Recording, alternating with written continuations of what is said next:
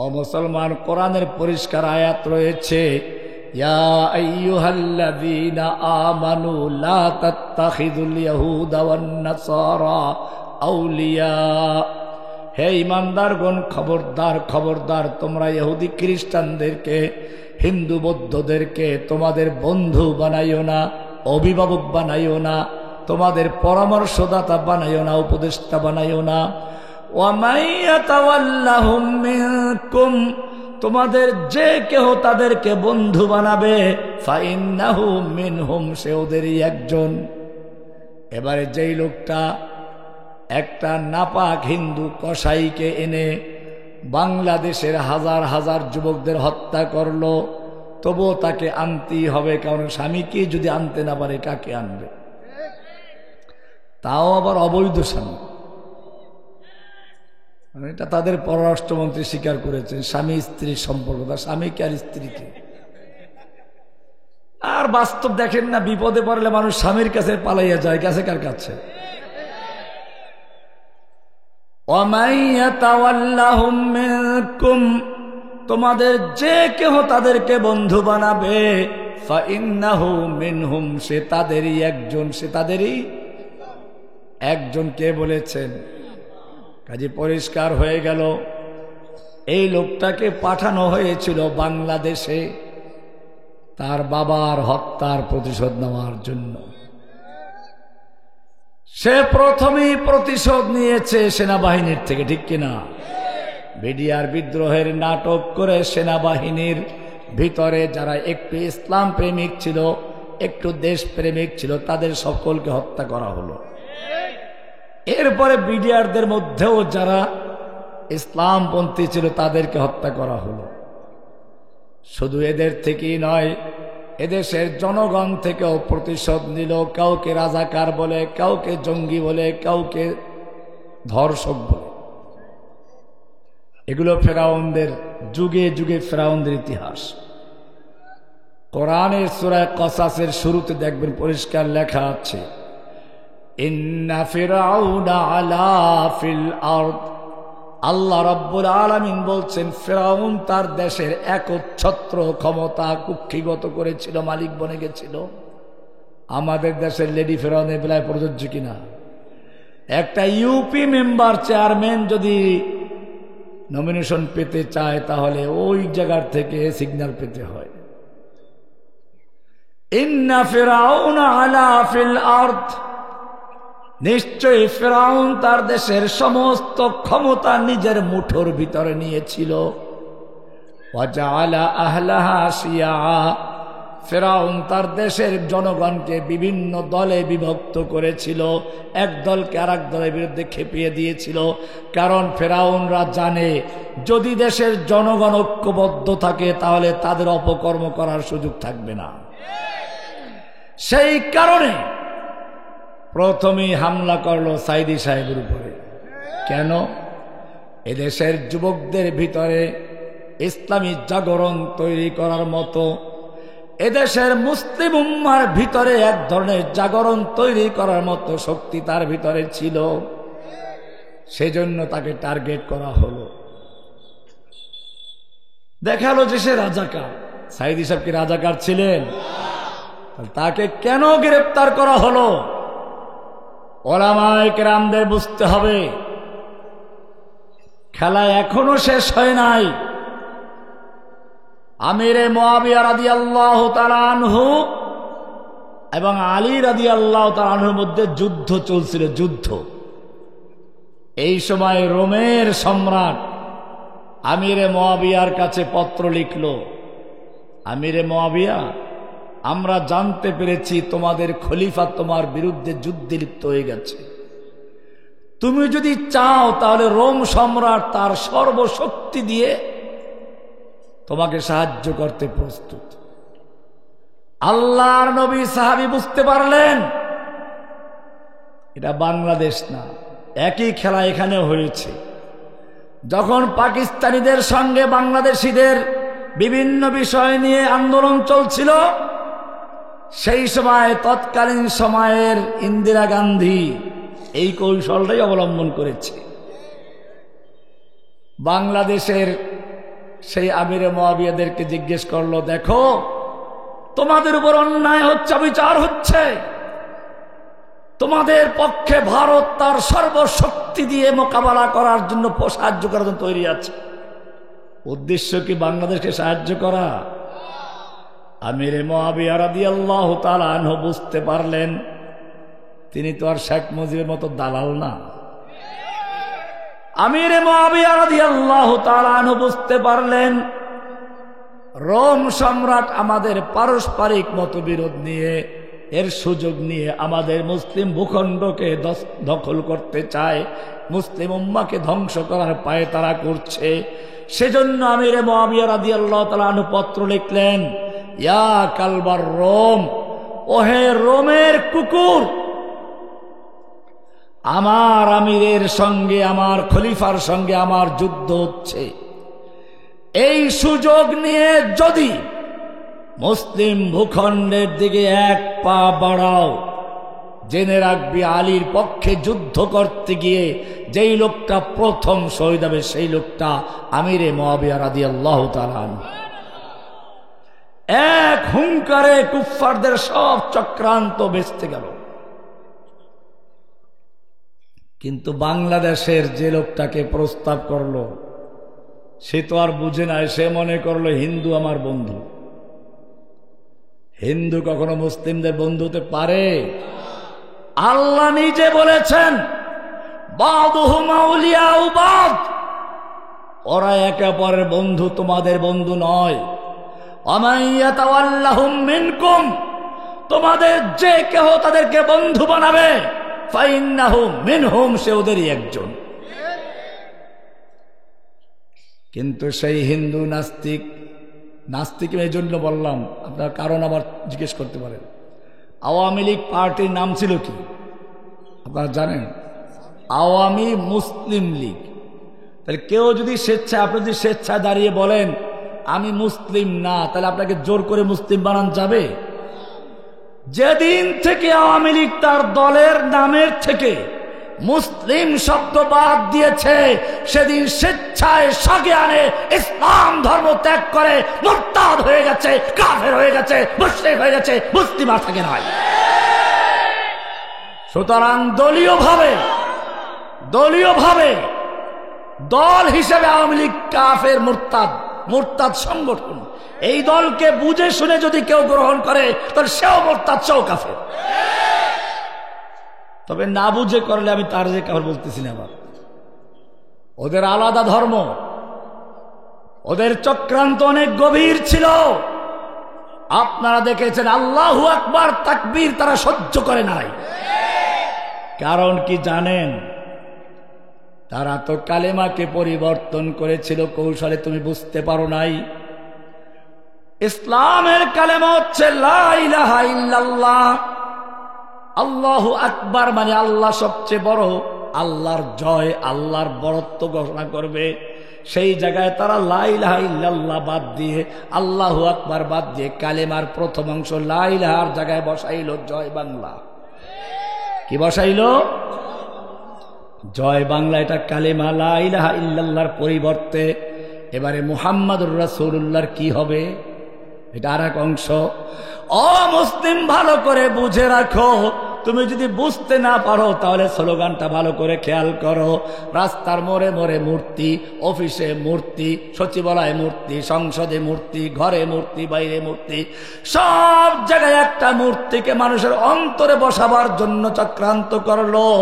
অন্তরায় হলো দেশের মানুষ মুসলিম আল্লাহর রসুলকে ভালোবাসে।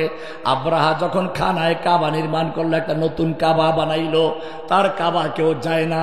চিন্তা করলো ওই পুরান কাবা থাকলে তো আমার কাবায় কেউ আসবে না, সেই জন্য পুরান কাবা ভাঙ্গার চক্রান্ত করলো। ঠিক তেমনি ভাবে পরিকল্পনা করলো মুহাম্মাদুর রাসূলুল্লাহর পরিবর্তে জয় বঙ্গবন্ধু স্লোগান বসিয়ে দিব। রসুল হিসাবে শেখ মুজিবকে বসাবে কাকে? ওদের নবীকে, নবী রসুলকে। বোঝেন নাই? পুরা কালেমাকে পরিবর্তন করতে হবে, সেজন্য বাধা হচ্ছে আল্লাহর নবী। এই জন্য শাহবাগের গণ জাগরণ মঞ্চ তৈরি করে এদেরকে বিতর্কিত করা, স্বয়ং আল্লাহর নবীর বিরুদ্ধে কুৎসা রটনা করা, আল্লাহর নবীর বিরুদ্ধে কল্প কাহিনী তৈরি করা, আল্লাহর নবীর বিরুদ্ধে অবমাননাকর কটূক্তি করার চক্রান্ত শুরু করে দিয়েছিল। উদ্দেশ্য ছিল নতুন প্রজন্মের অন্তর থেকে তাওহীদের বীজ মুহাম্মদুর রাসূলুল্লাহ ভালোবাসাকে দূর করে তার জায়গায় বঙ্গবন্ধুর ভালোবাসা বসানো। বুঝতে পারছেন কালেমা কি? লা ইলাহা ইল্লাল্লাহ বাদ দিয়ে জয় বাংলা, মুহাম্মদুর রাসূলুল্লাহ বাদ দিয়ে জয় বঙ্গবন্ধু। এই জন্য তারা রাষ্ট্রীয় স্লোগান বানাইছিল জয় বাংলাকে, ঠিক কিনা? মুসলমানদের রাষ্ট্রীয় স্লোগান লা ইলাহা আল্লাহু আকবার। এই আল্লাহু আকবার ধ্বনি তাদের সহ্য হতো না, দাড়ি লাগলে সহ্য হতো না, টাকনুগিরার উপরে লুঙ্গি পাজামা পরলে সহ্য হতো না। এগুলা জঙ্গিদের লক্ষণ। পত্রিকা দেখেন নাই? অমুসলিম ভালো করে তোমাকে বুঝতে হবে, আল্লাহর নবীর বিরুদ্ধে কটূক্তি করাটা সাধারণ কোনো বিষয় ছিল না। নবীর সাথে জনগণের যে ভালোবাসা আছে, এদেশের মুসলিমরা আল্লাহর নবীকে ভালোবাসে, সেই ভালোবাসা উৎখাত করে তার জায়গায় একটা নাস্তিককে বসানোর চক্রান্ত করা হয়েছে। ভারত যখন ওই নাস্তিককে বলল, দেখো শেখ মুজিব, তোমার উপরে পাকিস্তানিরা বড় অন্যায় করছে। অন্যায় তো ওরা ঠিকই করছে, কিন্তু সেই অন্যায়গুলোর সমাধান এই দেশে এমনও স্বাধীন হতো, ভৌগোলিকভাবে এই দেশটা এমনও স্বাধীন হতো। একটা কালো কুত্ত যদি নেতৃত্ব দিত তার এই দেশ এমনি স্বাধীন হতো। এটা ইংরেজরা ভাগ করার সময় সেইভাবেই করে গেছে, এটা মনে রাখবেন। ভারতকে যেভাবে পূজা করা হয়েছে, ভারত বাংলাদেশের স্বার্থে স্বাধীনতা যুদ্ধে সাহায্য করে নাই, বরং পাকিস্তানকে ভেঙে টুকরো টুকরো করার জন্য, বাংলাদেশকে তার অধীনস্থ করার জন্য সেদিন এদেশে সাহায্য করেছিল। এবং সেজন্য এদেশের সম্পদ সব তারা লুটপাট করে নিয়ে চলে গেছে। আপনারা জানেন মেজর জলিল নবম সেক্টরের কমান্ডার ছিলেন। তিনি বুক পেতে দাঁড়িয়ে গেছিলেন। এদেশের সব সম্পদ যখন নিয়ে যাচ্ছিল, সব মূল্যবান মেশিনারিগুলো নিয়ে যাচ্ছিল, উনি দাঁড়িয়ে গেলেন, মেজর জলিলের বুকের উপর দিয়ে গুলি চালাও, তারপরে নাও। এই জন্য মেজর জলিলকে জেলেও যেতে হয়েছিল।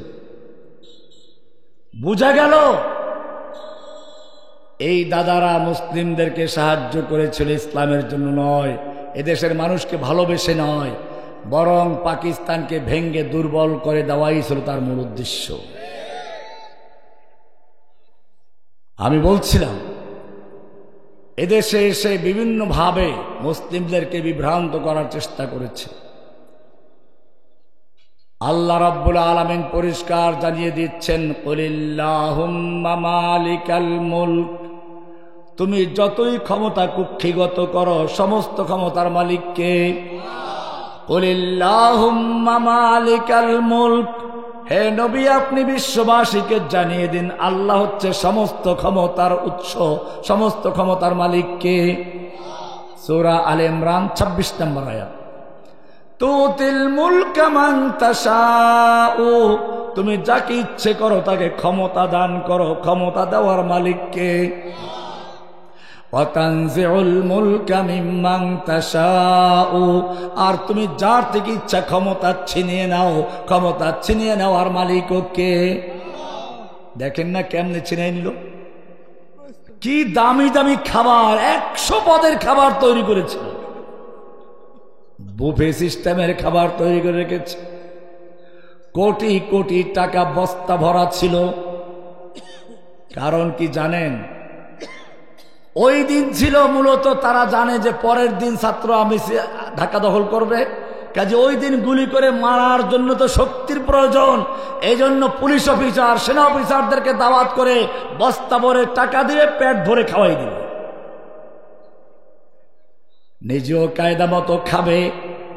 রমজান মাস আসলে যাতে করে ইফতারি ভালো না করে সব জিনিসের দাম বাড়াইয়ে দেয়, আর বলে খেজুরের পরিবর্তে বড়ই দিয়ে ইফতারি করো, বেগুনির পরিবর্তে মিষ্টি কুমড়া দিয়ে বেগুনি বানাও, পেঁয়াজ নাকি উনি তরকারিতে দেয়ই না। দেখেন না খাবার অবস্থাটা কি? গোটা জাতিকে লুটপাট করে প্রত্যেকটা ব্যাংকে গেলে আপনি টাকা পাবেন না। আপনি 10 কোটি টাকা ব্যাংকে রেখেছেন, ব্যাংক বলবে এখন 50,000 নেন, মাসে মাসে 50 করে নেন। আপনার ওই 10 কোটি টাকা খাইতে খেতে নাতিও শেষ হয়ে যাবে। টাকাগুলো গেল কোথায়? দেশের সমস্ত সম্পদ লুটপাট করে এক ডাইনি পেতনি এসে সবগুলো পেটে ঢুকিয়ে এরপরে তল্পি তলপে স্বামীর বাড়ি সব নিয়ে গিয়ে পালিয়ে গেছে। আমি আওয়ামী লীগ, যুবলীগ, ছাত্রলীগ, পুলিশ লীগ সবাইকে বলবো, তওবা করো, মুরগির থেকে শিখো।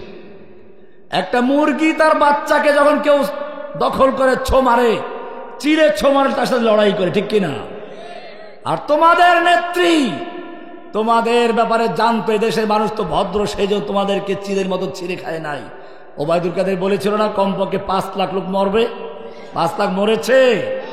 কারণ সে জানতো আমরা যে দুর্নীতি করেছি এদেশের জনগণ সুযোগ পেলে রাস্তায় কুকুরের মতো পিটে পিটে হত্যা করবে। কিন্তু সেরকম করে না এদেশের জনগণ। কারণটা কি? ওই যে কুকুরে কামড়ালে কুকুরে পায়ে কামড়াতে হবে, সেই কল্পন। আমি আওয়ামী লীগীদেরকে বলবো, একটা কুত্তা, স্ত্রী কুত্তা, তার বাচ্চাকে ধরে দেখেন না, সে হামলা করবে।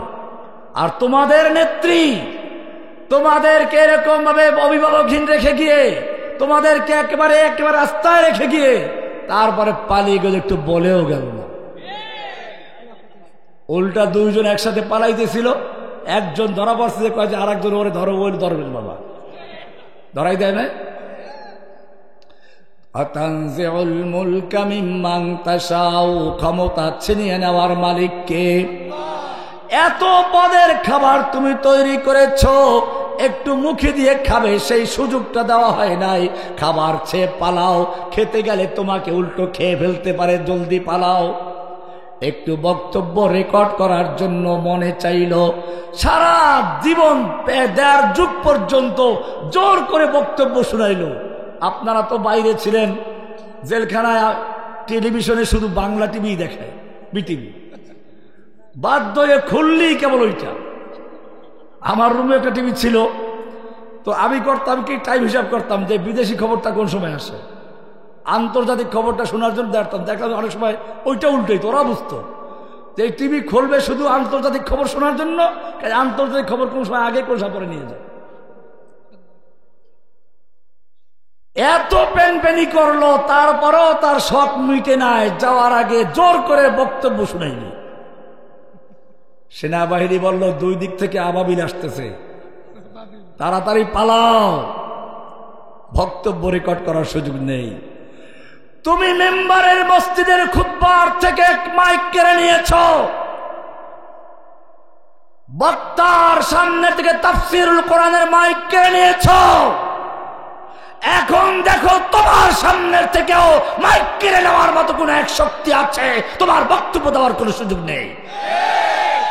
ওয়াতানজিউল মুলকা মিম্মান তাশাউ ওয়া তুইজ্জু মান তাশাউ, ইজ্জত দেওয়ার মালিককে। অমুসলিম ভালো করে দেখে রাখো, আমাদেরকে জেলে নিয়ে গেল, রাজাকার বানালো কাউকে, জঙ্গি বানালো কাউকে।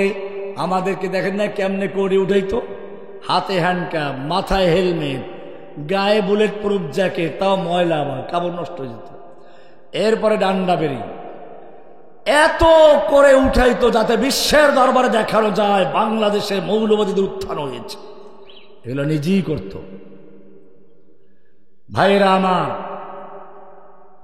আপনারা জানেন যখন আমাদের কোর্টে উঠানো হতো, সুযোগ পেলে মানুষ পকেটে কিছু টাকা ঢুকিয়ে দিত, সুযোগ পেলে হাত মিলাতো। ইজ্জত দেওয়ার মালিক কে? আমরা জেল থেকে বেরিয়েছি, ইজ্জত দিয়েছেন কে? আর ওরা এখন জেলে গেছে, ওদেরকে জনগণ সুযোগ পেলে মুসাফার টাকা দিবে না, পচা ডিম দিয়ে আর ছেঁড়া জুতা দিয়ে স্বাগত জানায়। পালাতে গিয়ে দেখেন নাই একজনে তো দাড়ি টাড়ি কামাইয়া তারপরে আল্লাহ নবীর সুন্নাহকে লাথি মেরে সনাতনী হইয়াও বাঁচতে পারে নাই। আর একজনে তো গিয়ে পালাইল জঙ্গলে কলা পাতা বিছিয়ে শুয়ে আছে। ওয়াতুইজ্জু মান তাশাউ ওয়া তুযিল্লু মান তাশাউ, ইজ্জত দেওয়ার মালিক কে? জলিল অপমান করার মালিক কে? বিয়াদিকাল খায়র, সব ক্ষমতার মালিক কে? এটাই তাওহীদ, লা ইলাহা। ও মুসলিম, তুমি লা ইলাহা ইল্লাল্লাহ পড়ো, আবার তুমি বিশ্বাস করো সমস্ত ক্ষমতার মালিক জনগণ। মালিক কে? জনগণ কোনো ক্ষমতার মালিক না, সব ক্ষমতার মালিক কে? লা ইলাহা ইল্লাল্লাহ। ওই যে একটা পুরাতন বিল্ডিং এ রং করতে গেলে মানুষ আগে পুরাতন রংটা ঘষে মেজে ধুয়ে মুছে পরিষ্কার করে তারপরে নতুন রং করে, ঠিক কিনা? কারণ পুরাতন রঙের উপরে নতুন রং করলে ভিজে পুরানটাও যাবে, নতুনটাও যাবে। ঠিক তেমনি ভাবে একজন মুমিন যখন লা ইলাহা ইল্লাল্লাহ পড়ে ইসলামে প্রবেশ করে, লা মানে নেই, ইলাহা মানে কোন মাবুদ যার আনুগত্য করা যায়, পূজা করা যায়, হুকুম মানা যায়, যার সংবিধান মানা যায়, সব উৎখাত করে মনকে ঘষে মেজে পরিষ্কার করে শুধু অন্তরে একজনকে বসায়, সে হচ্ছে লা ইলাহা। লা ইলাহা ইল্লাল্লাহ, এটার নাম তাওহীদ। লা ইলাহা মানে নফি না করা, ইল্লাল্লাহ হলো ইসবাত মানে হা করা। লা ইলাহা মানে তাখলিয়া মানে খালি করা, ইল্লাল্লাহ মানে তাহলিয়া মানে পূরণ করা। লা ইলাহা মানে বর্জন করা, ইল্লাল্লাহ মানে গ্রহণ করা। কাকে বর্জন করলা, কাকে গ্রহণ করলা? ও মুমিন, ভালো করে শুনে রেখো, লা ইলাহা মানে হচ্ছে আল্লাহ ছাড়া যত কিছুর পূজা করা যায়, আনুগত্য মানা যায়, হুকুম মানা যায়, সব বাতিল করে দিলা। সব ক্ষমতার মালিক যেমন আল্লাহ, আইন বিধান দেওয়ার মালিক কে? বিশ্বাস হয়? লা ইলাহা ইল্লাল্লাহ মানে সমস্ত সংবিধান দেওয়ার মালিক কে? আইন দেওয়ার মালিক কে? কোরআন পরিষ্কার বলছে, আলা লাহুল খালকু ওয়াল আমর, জেনে রাখো সৃষ্টি যার, কেবল আইন চলবে তার। সৃষ্টি করেছেন কে? আইন চলবে কার? আল্লাহ আইনের কোন কিতাব দিয়েছেন কিনা, সংবিধান দিয়েছেন কিনা? সেই সংবিধানের নামটা কি জানেন? ও মুসলিম, একটু ভালো করে শুনে রেখো, আমি যখন এখানে আসলাম তখন বিদ্যুৎ ছিল না, চোখটা তো সবার সঙ্গেই ছিল। তারপরে কি দেখা গেছে? তোমার চোখের পাওয়ার যত ভালো হোক না কেন, তোমার চোখের সামনে যদি কোনো আলো না থাকে, বিদ্যুতের আলো, চাঁদের আলো, সূর্যের আলো, মোমবাতির আলো, কোন প্রকার আলো যদি তোমার চোখের সামনে না থাকে, তোমার চোখের পাওয়ার যত ভালো হোক না কেন, তুমি কিছুই দেখতে পাবে না, ঠিক কিনা? ঠিক তেমনি ভাবে তুমি যত বড় বিজ্ঞানী হও, জ্ঞানী হও, তোমার জ্ঞান চোখের সামনেও যদি একটা বিশেষ আলো না জ্বলে, তাহলে তুমি কিছুই বুঝতে পারবে না। তুমি নিজেকে বানরের সন্তান ভাবতে শুরু করবে, ওরাং ওটানের সোনার সন্তান ভাবতে শুরু করবে, হনুমানের বাচ্চা ভাবতে শুরু করবে, কারণ তোমার চোখের সামনে কি নাই? সেই বিশেষ আলো হচ্ছে কদ জাআকুম মিনাল্লাহি নূরুন ওয়া কিতাবুম মুবিন। এজন্যই তো গোটা জাতিকে, নিজেরাও বানরের বাচ্চা, গোটা জাতিকে বানরের বাচ্চা বানাবার জন্য চক্রান্ত করেছিল, ঠিক কিনা? ওরা আসলেই বানরের বাচ্চা। কোরআনের আর রহমান সূরা পড়বেন, আর রহমান, আর রহমান আল্লামাল কোরআন খলাকাল ইনসান। আল্লাহ বলছেন আর রহমান আল্লাহর নাম, খলাকাল আল্লামাল কোরআন শিক্ষা দিয়েছেন কোরআন, খলাকাল ইনসান সৃষ্টি করেছেন মানুষ। ও রব্বুল আলামিন, তুমি তো উল্টা বলে ফেললে, আমরা তো দুনিয়াতে আগে এসেছি, খলাকাল ইনসান আগে, আল্লামাল কোরআন, কোরআন শিখি পরে, তুমি উল্টা কেন বললে? আল্লাহ রাব্বুল আলামিন বললেন, না না, আমি উল্টা বলি নাই, যদিও তোমরা মানুষ হিসেবে সৃষ্টি হয়েছ আগে, কিন্তু যতক্ষণ পর্যন্ত তুমি কোরআন শিক্ষা না করবে, যতক্ষণ পর্যন্ত তোমার জ্ঞান চোখের সামনে কোরআন না আসবে, ততক্ষণ তুমি মানুষ নও। ওই যে দেখো, ঢাকা বিশ্ববিদ্যালয় থেকে, সর্বোচ্চ বিশ্ববিদ্যালয় থেকে সর্বোচ্চ ডিগ্রি নিয়ে পাশ করে, তারপরেও দেখো পহেলা বৈশাখে কেউ ভল্লুকের মুখোশ, বাঘের মুখোশ, হনুমানের মুখোশ, ভুতুম পেচকার মুখোশ পরে আসে। কারণ কি? তারা জাতিকে জানাচ্ছে, আমরা যত বড় শিক্ষিত হই না কেন, আমরা কিন্তু বাঘ, ভল্লুক, ভুতুম পেঁচা হয়ে তোমাদের সামনে আগমন করছি। এই কারণে আল্লাহ বলছেন আর রহমান আল্লামাল কোরআন খালাকাল ইনসান। যখন তুমি কোরআন শিক্ষা করবে, তোমার জ্ঞান চোখের সামনে কোরআনের আলো জ্বলবে, এরপরে তুমি সত্যিকার মানুষ হয়ে যাবে। এই জন্য কোরআন বলছে ইন্না আনজালনা ইলাইকাল কিতাবা বিল হক, হে নবী আমি আপনার প্রতি একটা কিতাব নাজিল করেছি, কোরআন নাজিল করেছি সত্য সহকারে। কি জন্য? মানুষ মরলে তাবিজ খতম পড়বে সেজন্য? কি জন্য? তাবিজ লেখার জন্য? নাকি রোগী হইলে প্লেটে লিখে ধুয়ে ধুয়ে খাইবে সেজন্য? কোরআন পরিষ্কার বলছে না না, এই সব করার জন্য নয়। লিতাহকুমা বাইনান নাসে বিমা আরাকাল্লাহ, এই কোরআন দিয়ে তুমি দেশ চালাবে, এই কোরআন দিয়ে তোমার সংসদ চলবে, আদালত চলবে, ব্যাংক চলবে, সমাজ চলবে, রাষ্ট্র চলবে। কি দিয়ে? আল্লাহর নবী রাষ্ট্র চালিয়েছেন কি দিয়ে? সাহাবায়ে কেরাম রাষ্ট্র পরিচালনা করেছেন কি দিয়ে? কোরআন পরিষ্কার বলছে ও মুসলিম, তুমি যতই লা ইলাহা ইল্লাল্লাহ পড়ো, যতই তুমি দাবি করো মুসলিম, তোমার সংবিধান যদি কোরআন না হয়, তোমার বিচার ফয়সালা শাসন ব্যবস্থা কোরআন ভিত্তিক না হয়, তাহলে সূরা মায়েদার 44, 45, 47 নম্বর আয়াত পড়ো, পরিষ্কার বলছে ওয়ামান লাম ইয়াহকুম বিমা আনজালাল্লাহু ফাউলাইকা হুমুল কাফিরুন ফাউলাইকা হুমুজ জালিমুন ফাউলাইকা হুমুল ফাসিকুন। যারা আল্লাহর নাযিলকৃত বিধান দিয়ে বিচার ফয়সালা করে না, দেশ চালায় না, শাসন করে না, তারাই কাফের, তারাই ফাসিক, তারাই জালেম। এরপরে আল্লাহ রাব্বুল আলামিন সূরা নিসার 60 নম্বর আয়াতে পরিষ্কার করে বলছেন আলাম তারা ইলাল্লাযীনা ইয়াজউমুনা আন্নাহুম আমানু বিমা উনজিলা ইলাইকা ওয়া মা উনজিলা মিন ক্বাবলিক। হে নবী, আপনি কি ওই সমস্ত লোকদেরকে দেখেন নাই যারা দাবি করে আমরা হে নবী আপনার প্রতি নাযিলকৃত কিতাব কোরআন বিশ্বাস করি, ওয়া মা উনজিলা ইলাইকা মিন ক্বাবলিক, আপনার পূর্বে যত কিতাব নাজিল হয়েছে সব বিশ্বাস করি, সব কিতাব মানি, কিন্তু বিচার ফয়সালার ক্ষেত্রে মানে না, আদালতে মানে না। ওয়ায়ুরিদুনা আইয়াতাহাকামু ইলাত তাগুত, তারা বিচার ফয়সালার ক্ষেত্রে ব্রিটিশের আইনের কাছে যায়, তাগুতের আদালতে যায়। ওয়াকাদ উমিরু আইয়াকফুরু বিহি, তাদেরকে আদেশ করা হয়েছিল আল্লাহর আইন মানতে, তাগুতকে বর্জন করতে।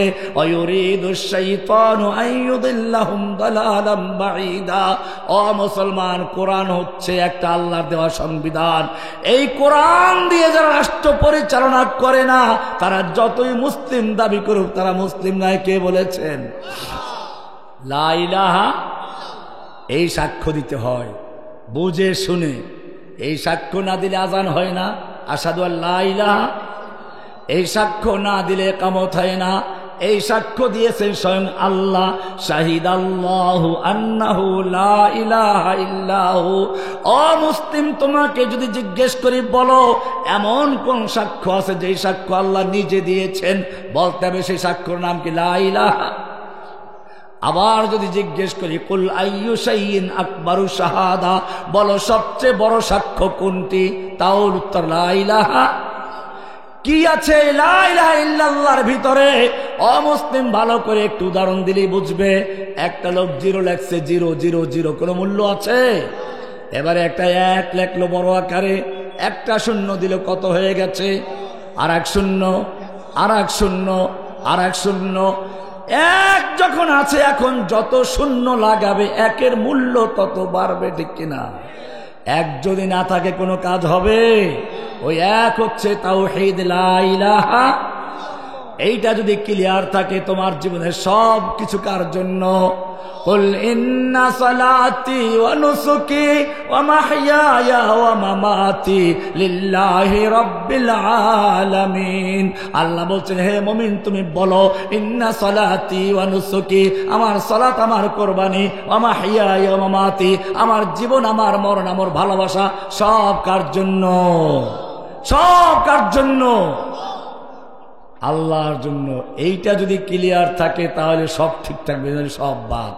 একটা ছেলে রাস্তা একটা মেয়ে পছন্দ হয়েছে, ধরে নিয়ে আসছে, ধরে এনে তাকে উজু করাইছে, গোসল করাইছে, সুন্নতি তরিকা সব। এরপরে যায় নামাজ বিছিয়ে দিল, কোরআন পড়ায়, হাদিস পড়ায়, উমরা করতে মক্কায় নিয়ে যায়, মদিনা নিয়ে যায়। ও মুসলিম সব কিছু মানে কঠোর শরিয়া মেনে ঘর সংসার করে, কিন্তু বিয়ে করে নাই। কি করে নাই? কি করে নাই? বিয়ে করে না। তো বিয়ে করা ছাড়া এই শরিয়াত মেনে ঘর সংসার করার কোনো মূল্য আছে? ঠিক তেমনি ভাবে তোমার যদি লা ইলাহা ইল্লাল্লাহ ক্লিয়ার না থাকে, সব ক্ষমতার মালিক আল্লাহ, তার জায়গায় তুমি বিশ্বাস করো ক্ষমতার মালিক জনগণ। আল্লাহ বলছেন বিধান দেওয়ার মালিক আল্লাহ। তুমি মনে করো সংসদে আল্লাহর আইন বাতিল করতে পারে। আল্লাহ বলছেন মদ হারাম, তুমি কইলা লাইসেন্স থাকলে হালাল। আল্লাহ বলছেন সুদ হারাম, তুমি বললা লাইসেন্স থাকলে হালাল। ব্যাংকগুলো চলে সুদে না? মুসলিম দেশের ব্যাংক সুদে চলে কি করে? আল্লাহ তো সুদকে হারাম করেছেন, পরিষ্কার বলে দিয়েছেন ওয়াহাল্লাল্লাহুল বাই'a ওয়া হাররামার রিবা। আল্লাহ তাআলা রিবাকে, সুদকে হারাম করেছেন আর ব্যবসাকে হালাল করেছেন। সূরা বাকারা 275 থেকে পড়বেন। একটু সামনে গিয়ে আল্লাহ বলছেন ইয়া আইয়ুহাল্লাযীনা আমানুত্তাকুল্লাহ, হে ঈমানদারগণ তোমরা আল্লাহকে ভয় করো। ওয়াদারু মা বাকিয়া মিনার রিবা ইন কুনতুম মুমিনিন, তোমাদের যত পাওনা সুদ আছে সব সুদগুলো বর্জন করে দাও যদি সত্যি মুমিন হও।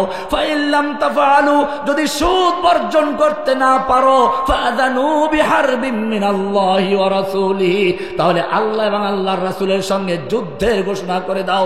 কার সঙ্গে যুদ্ধ? ও মুসলমান, আল্লাহর এই হুকুম কি আছে? বাস্তবায়ন আছে? তাহলে হুকুম তুমি আল্লাহর মানো না, পড়ো লা ইলাহা। তুমি তো ওই নেত্রীর মতোই হয়ে গেলা, কোরআন পড়ে তাহাজ্জুদ পড়ে, মগর আল্লাহর হুকুম মানতে রাজি না, আল্লাহর বিধান মানতে রাজি না, কোরআন তেলাওয়াত শুনতে রাজি না, কোরআনের ওয়াজ শুনতে রাজি না। সবগুলো বরবাদ, সব হিন্দুদের কাছে চলে গেছে। এটা প্রমাণ করলো সব করেছিল দেশে ভণ্ডামি করা। কি করার জন্য? তুমিও তো সেই ভণ্ডামি করছো। এই জন্য মনে রাখতে হবে, শুরুতেই বলেছিলাম আল্লাহর নবী বললেন তোমাদের অবস্থা হবে গোসাউন কা গোসাই সাইল, সেই তুফানের উপরে ভাসমান খড়কুটার মতো। কুফফারদের তরিকায় তোমরা চলবে, কুফফাররা যেদিকে নেয় ওই তুফানের মতো সেদিকে যাবে। বাতাস ঘুরে দিচ্ছে, আরেকদিন চলে গেছে, পানি আরেকদিন চলে গেছে। এরপরে আল্লাহর রাসূল বলছেন, সাহাবায়ে কেরাম বলেন ইয়া রাসূলুল্লাহ, এর কারণটা কি? আল্লাহর হাবিব ফরমান হুব্বুদ দুনিয়া ওয়া কারাহিয়াতুল মাউত। ও সাহাবীরা শুনে রেখো, ওই যে মুসলিমদেরকে ধ্বংস করার জন্য সব কাফেররা ঐক্যবদ্ধ হবে, এত সাহস করবে কেন জানো?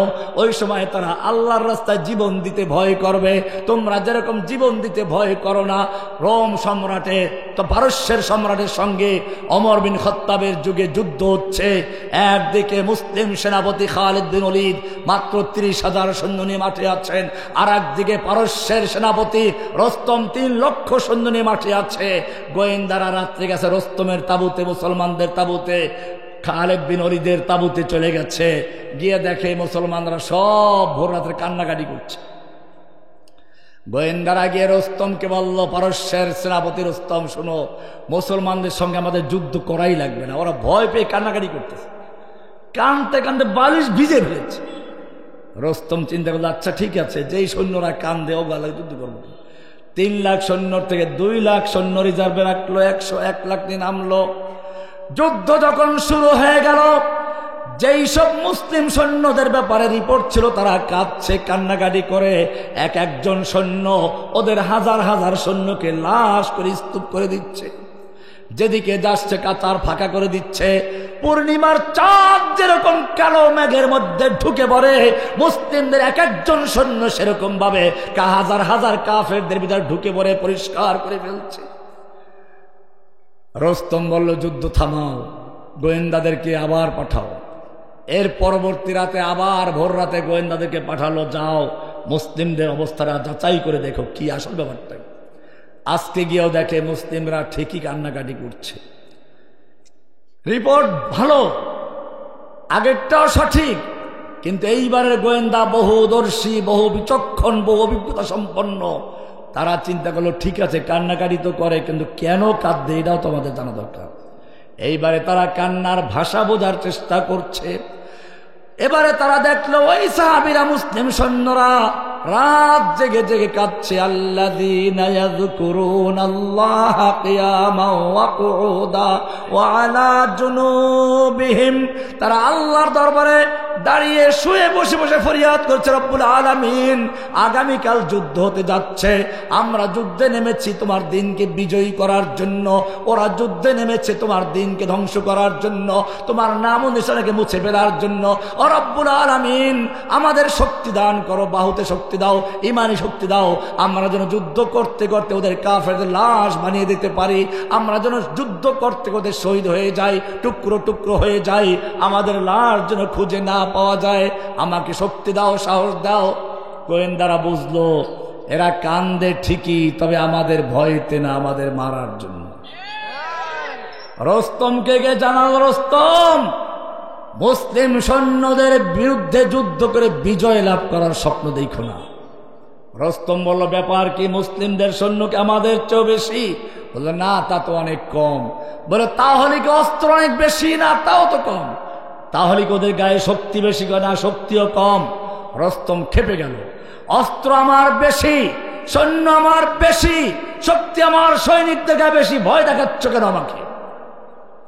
গোয়েন্দারা বলল, রস্তম শুনে রেখো, হতে পারে অস্ত্র তোমার বেশি, সৈনিক তোমার বেশি, শক্তি তোমার সৈনিকদের গায়ে বেশি, কিন্তু জেনে রাখো তোমার সৈনিকদের কাছে সুন্দরী যুবতী নারী আর মদের পেয়ালা যত বেশি প্রিয়, মুসলিম সৈনিকদের কাছে আল্লাহর রাস্তায় জীবন দেওয়া তার চেয়ে বেশি প্রিয়। ভাইরা আমার,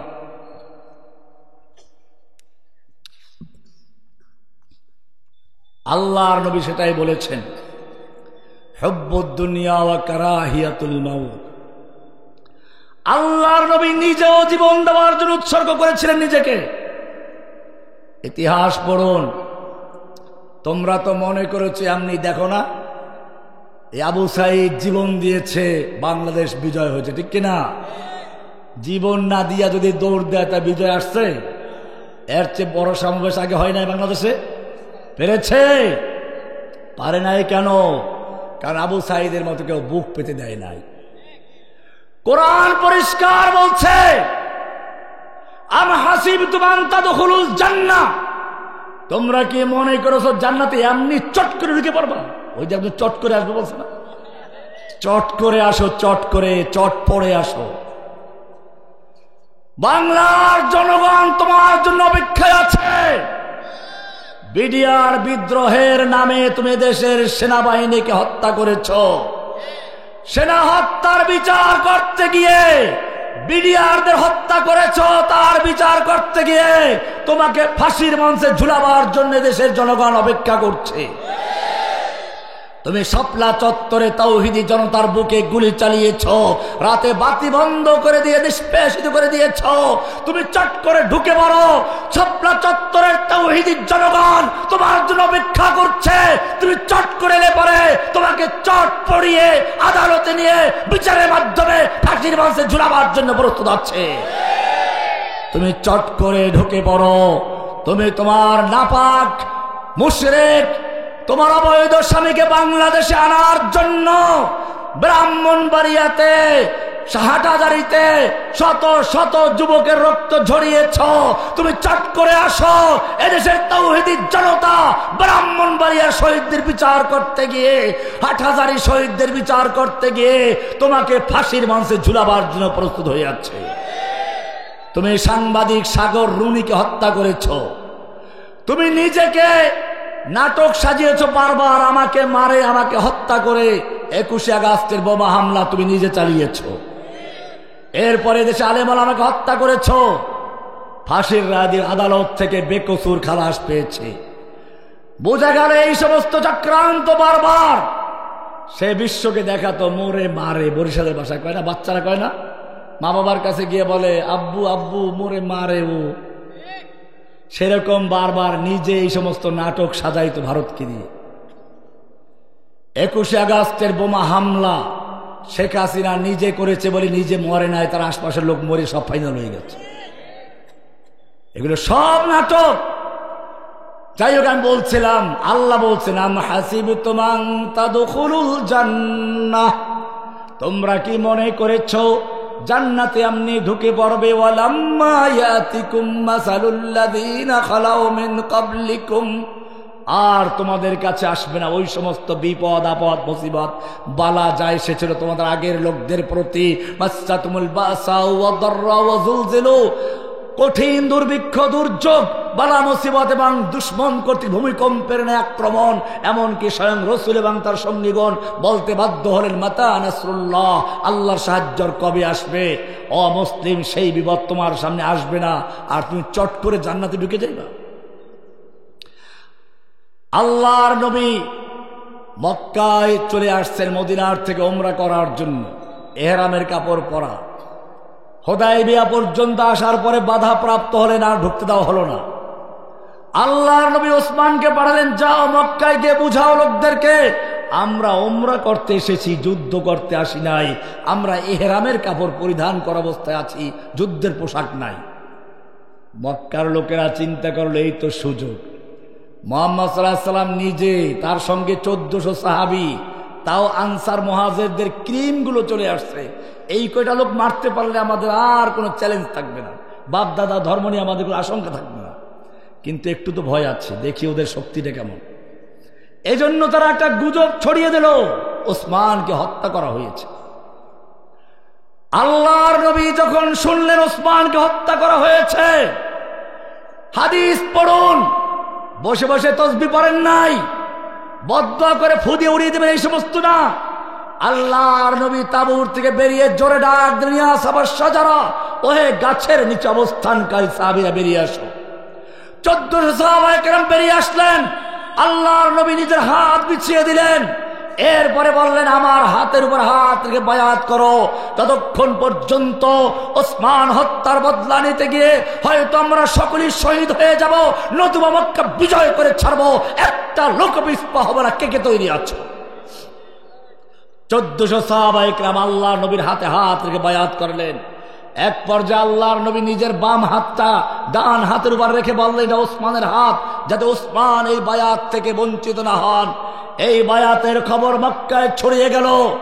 সাহাবায়ে কেরাম কবিতা পড়তে লাগলেন, নাহনুল্লাযীনা বায়াউ মুহাম্মাদা আলাল জিহাদে মা বাকিনা আবাদা, আমরা সে জাতি যারা আল্লাহর নবীর হাতে হাত থেকে বায়াত করেছি, আমাদের দেহের সঙ্গে যতক্ষণ পর্যন্ত রূহ থাকবে, দেহের সঙ্গে মাথা থাকবে, ততক্ষণ পর্যন্ত আমরা পিছপা হব না, পালাবো না, হয়তো শরিয়াত নয় শাহাদাত, এটাই আমাদের জীবনের পথ। এই বলে তারা কবিতা পড়তে লাগলেন। মক্কায় খবর ছড়িয়ে গেল, ভয় পেয়ে গেল। বোঝা গেল যদি আজকে বাংলাদেশে ঐক্যবদ্ধ ভাবে একক নেতৃত্বের অধীনে সবাই ঐক্যবদ্ধ থাকতে পারো এবং এরকম একটা জীবন দেওয়ার জন্য পণ করতে পারো, জেনে রাখবে এদেশের ইসলামের সৈনিকেরা, সন্ত্রাসীরা তোমাদের সন্ত্রাস করা দূরের কথা, এই বায়াতের ধাক্কায় দিল্লি গিয়ে পর্যন্ত 10 জন পানি পান করবে। ঐক্যবদ্ধ থাকতে হবে। আল্লাহর নবীর এই বায়াতের খবর মক্কায় পৌঁছে গেল। এবারে মক্কার লোকেরা ওসমানকে নিয়ে আসলো, না না ওসমানকে আমরা মারি নাই, আমরা সন্ধি চুক্তি করার জন্য আসছি, হুদায়বিয়ার সন্ধি সেই ইতিহাসে সাক্ষী।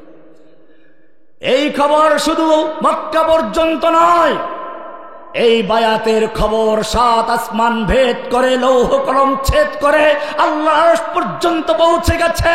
সূরা ফাতহ এর 10 নম্বর আয়াত নাযিল হয়ে গেছে, লাকাদ রাদিয়াল্লাহু আনিল মুমিনিনা ইয ইউবাইউনাকা তাহতাশ শাজারা। আল্লাহ তাআলা মুমিনদের প্রতি সন্তুষ্ট হয়ে গেছেন, রাজি হয়ে গেছেন, খুশি হয়ে গেছেন যখন তারা আপনার হাতে হাত রেখে বায়াত করছিল গাছের নিচে বসে। শুধু রাজি খুশি নয়, এরপরে আল্লাহ তাআলা 18 নম্বর আয়াতে বলছেন, ইন্নাল্লাযীনা ইউবাইউনাকা, হে নবী যারা আপনার হাতে হাত রেখে বায়াত করছে, ওরা আপনার হাতে হাত রেখে বায়াত করছে না, ইন্নামা ইউবাইউনাল্লাহ, ওরা সরাসরি আল্লাহর হাতে বায়াত করছে। কার হাতে? ইয়াদুল্লাহি ফাওকা আইদিহিম, তাদের হাতের উপরে স্বয়ং আল্লাহর হাত ছিল। যারা বলেন সুবহানাল্লাহ। যেই নবী রাস্তা দিয়ে চলতে গেলে মেঘ ছায়া দেয়, যেই নবী পেশাব করতে গেছেন আড়াল করার কিছু নেই, খেজুর গাছ এসে আড়াল করে দিয়েছে। যেই নবী কোরআন পড়ে মুখস্থ করতে গেলে ঠোঁট নাড়াচাড়া করছেন, একটু কষ্ট হচ্ছে, আল্লাহ তাআলা সঙ্গে সঙ্গে ওহী নাযিল করে বলছেন লা তুহাররিক বিহি লিসানাকা লিতাআজালা বিহি, হে নবী আপনি কোরআনকে দ্রুত মুখস্থ করার জন্য ঠোঁট নাড়াচাড়া করবেন না। ইন্না আলাইনা জামাহু ওয়া কুরআনা, নিশ্চয় গোটা কোরআনকে নূর বানিয়ে আপনার সিনায় জমা করে দেওয়ার দায়িত্ব আমি আল্লাহ নিজে গ্রহণ করেছি। শুধু এতটুকুই নয়, আল্লাহর নবী মজলিসে কথা বলছেন, একজনের আওয়াজ একটু নবীর আওয়াজের চেয়ে বড় হয়ে গেছে, সঙ্গে সঙ্গে ওহী নাযিল হয়ে গেছে ইয়া আইয়ুহাল্লাযীনা আমানু লা তারফাউ আসওয়াতাকুম ফাওকা সাওতিন নবী, হে ঈমানদারগণ খবরদার খবরদার, নবীর আওয়াজের চেয়ে জোরে আওয়াজ করে কথা বলবি না।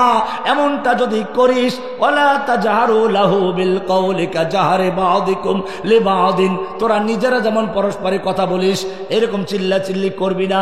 এমনটা যদি করিস আন তাহবাতা আমালুকুম ওয়া আনতুম লা তাশউরুন, তোদের জীবনের সমস্ত নামাজ রোজা হজ যাকাত জিহাদ কিতাল সব বরবাদ হয়ে যাবে, টেরও পাবি না।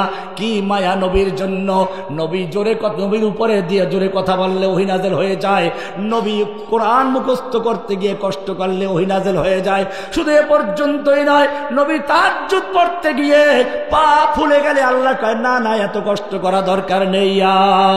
আইয়ুহাল মুজাম্মিল, ও কামলিওয়ালা জাগো, রাত্রি জাগরণ করো, তবে শুনে রেখো কুমিল লাইলা ইল্লা কালিলা, রাত্রি জাগরণ করো, ভালো ইবাদত করো ঠিক আছে, কিন্তু সারা রাত্র জাগার দরকার নাই। নিসফাহু আবিন কুসমিনহু কালিলা, অর্ধেক রাত্র বা তার চেয়ে একটু কম বা তার চেয়ে একটু বেশি। তুমি সারা রাত্র ইবাদত করলে খুশি হও, আমি আল্লাহ তোমাকে একটু ঘুমান্ত দেখলেও খুশি হয়ে যাই। যে নবীর জন্য এত মায়া এত মহাব্বত, এইবারে আমি আপনাদের জিজ্ঞেস করতে চাই, এই নবীকে যখন তায়েফের ময়দানে পাথর মারা হচ্ছিল আল্লাহ দেখতে পাচ্ছিলেন কিনা? তায়েফের ময়দানে আমি এই লেকচার দিয়েছি, হয়তো আপনারা শুনেছেন, ইন্টারনেটে আছে।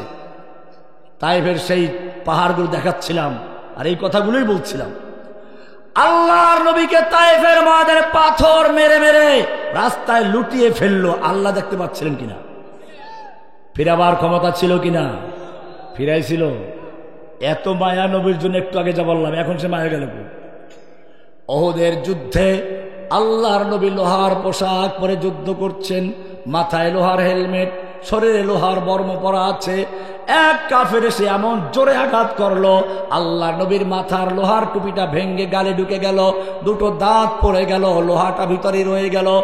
যুদ্ধের পরে দুজন সাহাবী কামড় দিয়ে বের করার চেষ্টা করলেন, তাদেরও দাঁত পড়ে গেছে। কি যন্ত্রণা! একটু যদি দাঁতে ব্যথা হয় তুমি পাগল হয়ে যাও, নাচতে শুরু করো। আর নবীর গাল ভেঙ্গে লোহা ঢুকে পড়েছে। আল্লাহ কি দেখতে পাচ্ছিলেন না? আল্লাহর ফিরাবার ক্ষমতা ছিল কিনা? ফিরাইছিল। কেন ফিরান নাই? চিন্তা করো মুসলমান। ওই কারণ ওই জায়গাতে হুব্বুদ দুনিয়া ওয়া কারাহিয়াতুল মাউত। আল্লাহ রাব্বুল আলামিন শিক্ষা দিয়ে দিলেন, অমুসলিম যদি বিজয়ী বেশে থাকতে চাও, দুনিয়ায় যদি মাথা উঁচু করে থাকতে চাও, তোমার নবীকে যুদ্ধ করতে হয়েছে, রক্তাক্ত হতে হয়েছে, দান দান শহীদ করতে হয়েছে, লোহার পোশাক পরতে হয়েছে, রাস্তায় লুটিয়ে পড়তে হয়েছে। কিয়ামত পর্যন্ত যারা নবীর আদর্শে চলবে, নবীর সুন্নাহ মেনে যারা দিন কায়েমের জন্য কাজ করবে, দিনকে বিজয়ী করতে যাবে, তাদের এই পথেই কাজ করতে হবে। লাকাদ কানা লাকুম ফি রাসূলিল্লাহি উসওয়াতুন হাসানা, তোমাদের জন্য নবীর জীবনের মধ্যে রয়েছে উত্তম আদর্শ। না আব্রাহাম লিঙ্কনের মধ্যে একথা বলা হয় না লাকাদ কানা লাকুম ফি আব্রাহাম লিঙ্কন উসওয়াতুন হাসানা, লাকাদ কানা ফি কালমার উসওয়াতুন হাসানা, লাকাদ কানা লাকুম ফি লেনিন উসওয়াতুন হাসানা। লেনিনের জীবনের মধ্যে তোমার আদর্শ নেই, কালমার্সের জীবনের মধ্যে তোমার আদর্শ নেই, আব্রাহাম লিঙ্কনের জীবনের মধ্যে তোমার আদর্শ নেই। তোমার আদর্শ আছে লাকাদ কানা লাকুম ফি রাসূলিল্লাহি উসওয়াতুন হাসানা।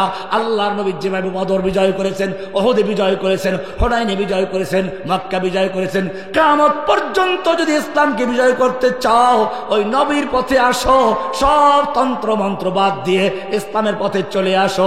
আল্লাহর নবী যেই পথে গেছেন তুমি সেই পথে আছো। আবু সাইদ তোমাকে আবার দেখিয়ে দিল, যদি বুক পেতে দিতে পারো, শহীদ হতে পারো, তোমার জন্য রাস্তা খোলা আছে। আর যদি কাপুরুষের মতো মিছিল করতে যাও, একটা পটকা পড়লে দৌড় দিয়ে সব পালাও, তাহলে পুলিশ ওই যে কথা বলল, এই আপা একটা মরলে 10টা সামনে দাঁড়ায়, 4টা সামনে আসে। অমুসলিম এটাই নিয়ম।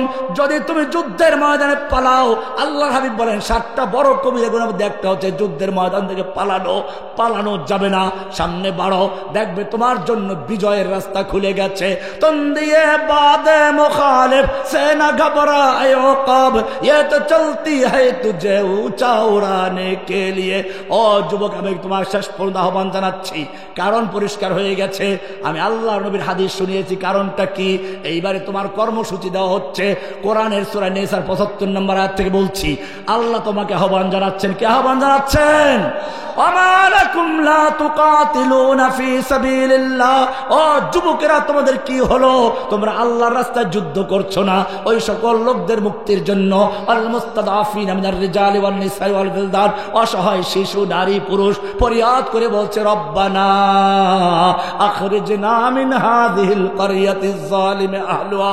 ও রব্বুল আলামিন, তুমি আমাদেরকে জালিম অধ্যুষিত জনপদ থেকে বাঁচাও, জালিমদের হাত থেকে রক্ষা করো। ওয়াজআল লানা মিন লাদুনকা ওয়ালিয়্যা, তুমি তোমার পক্ষ থেকে আমাদের জন্য নেতা পাঠাও, নেতা যে আমাদেরকে রক্ষা করবে। ওয়াজআল লানা মিন লাদুনকা নাসীরা, আমাদের জন্য সাহায্যকারী পাঠাও।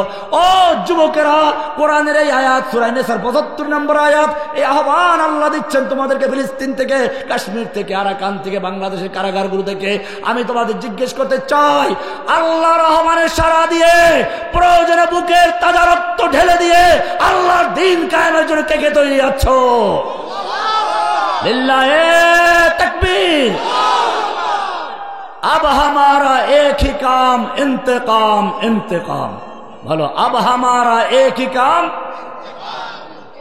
अब हमारा एक ही काम, सबक पर फिर सदाकत का, अदालत का, शजाअत का, लिया जाएगा काम तुझसे दुनिया की इमामत का।